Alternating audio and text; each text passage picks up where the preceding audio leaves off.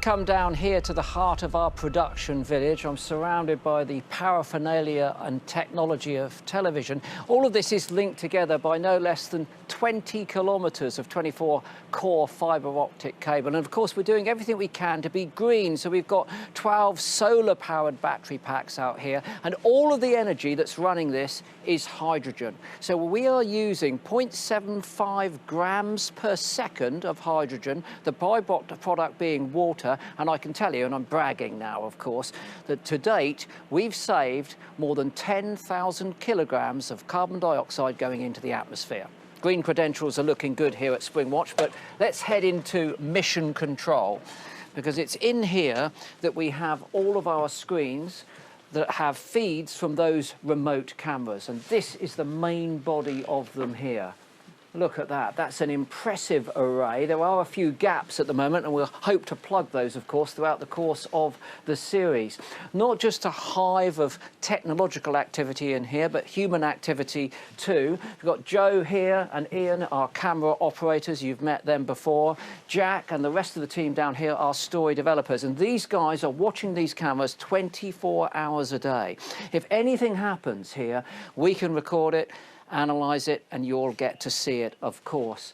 So let's take a look at what we've got here now. Joe, anything live happening at the moment? Yeah, the buzzards just being fed. Oh yeah, OK, let's go live to the buzzard then. We've got that there at the moment. So any idea what it's feeding? Some small mammal, I'd say. Small mammal in there at the moment. Cracking view, Again, though. loads of food. Loads of food? Loads and loads of food, yeah. Fantastic. The light's gorgeous, isn't it? Absolutely stunning. We've been watching this nest, though, over the last few days, and there's been some quite unusual behaviour. Now, in birds like eagles, golden eagles, you very often see one large chick and then one smaller chick, and the larger one will be bullying the small one. But here, look at this in this buzzard's nest. The larger chick is not only bullying the smaller chick, it's pushing it out of the nest. And this has been going on throughout the course of the days that we've been watching it.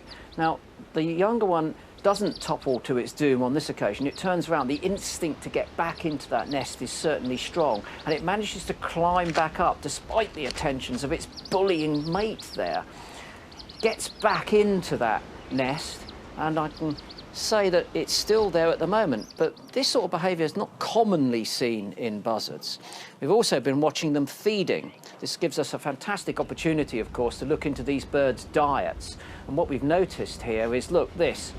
So this is a buzzard bringing in a male sand lizard, then it arrives with a slow worm, and now it's arrived with a grass snake, 3 of the 6 reptile species that we have here. Now, the grass snakes we've seen being fed to young buzzards before when we were up at Innis here, but again, being able to watch these nests throughout the course of the day reveals some extraordinary behaviour. Now, we noticed this again this morning. Joe, can we go live to our mistle thrush? We can. So here's the mistle thrush nest. Look very carefully into the fork of that tree. It's well camouflaged with lichen. And if we push in there, Joe, you'll see that there's not a lot of activity.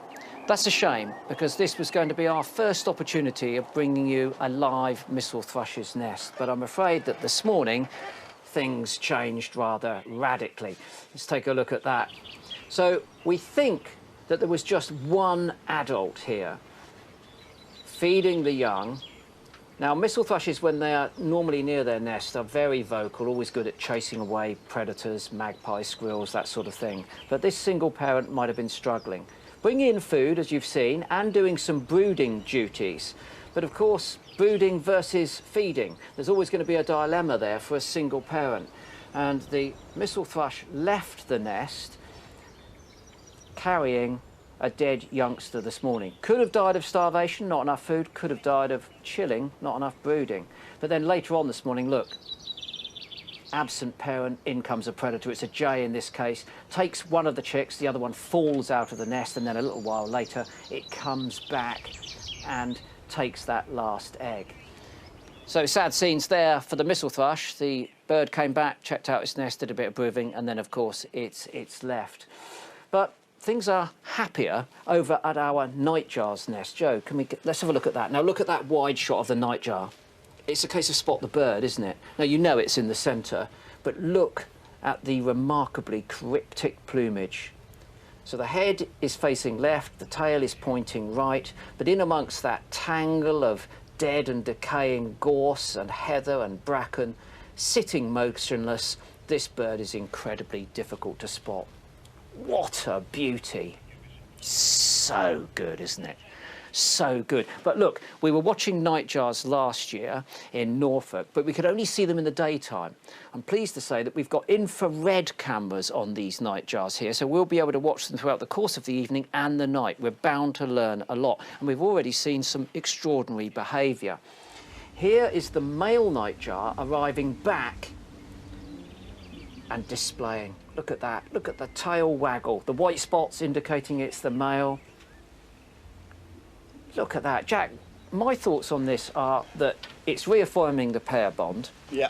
But also, it could be a very specific dance to that female saying, I'm your male. Yeah, because, I mean, she'll have spent all day sitting on that nest and will be waiting for her male to come back and take her off so that she can go out and feed. And then the male does his share of the incubation. Yeah, from what we've seen, he only tends to sit there for a little bit, maybe 10 minutes or so, really, in the 2 observations that we've made. But that's why it's going to be really exciting to see when we get the infrared, because we'll be able to see, you know, we'll watch them through the night like we will be able to tonight. Fantastic, isn't it? OK, Joe, let's have a quick squint at our Dartford warbler. And look, they're actually coming in. Look at that. That's sensational stuff. So this is one of our Heathland specialists. And that's the male. You can see that russety chest, the red eye ring on the bird there. Oh, actually, no, hold on a minute, I'm looking back here. I'm looking at the squinty head. That's the female bird there, actually. Sorry, I need to get my eyesight sorted. Should have gone to that high street retailer of glasses. Anyway, look, we have seen the male at the nest. Let's have a quick look at the male, because he is altogether more attractive than that rather dowdy female. OK, so the male comes in here, and you can see, yeah, look, there we are. That's why I should go to that high street retailer of optical devices. And there you can see a much brighter eye ring and that russet chest.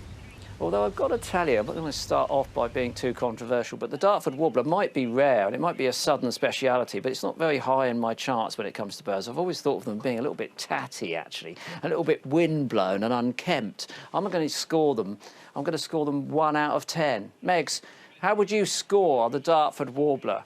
Chris, you really should have gone and got your eyes tested, because I entirely disagree with you. I mean, I'd give them maybe like a 6, but then because of their story and their success story, I should add, I'd bump it up to a solid 8. An 8? Solid 8. Yeah, it's a solid 8 for me. That gorgeous red eye ring, I mean, come on, they're quite beautiful. They're not scruggly to me. I think they're actually quite elegant. But there we go. That's just me and my opinion.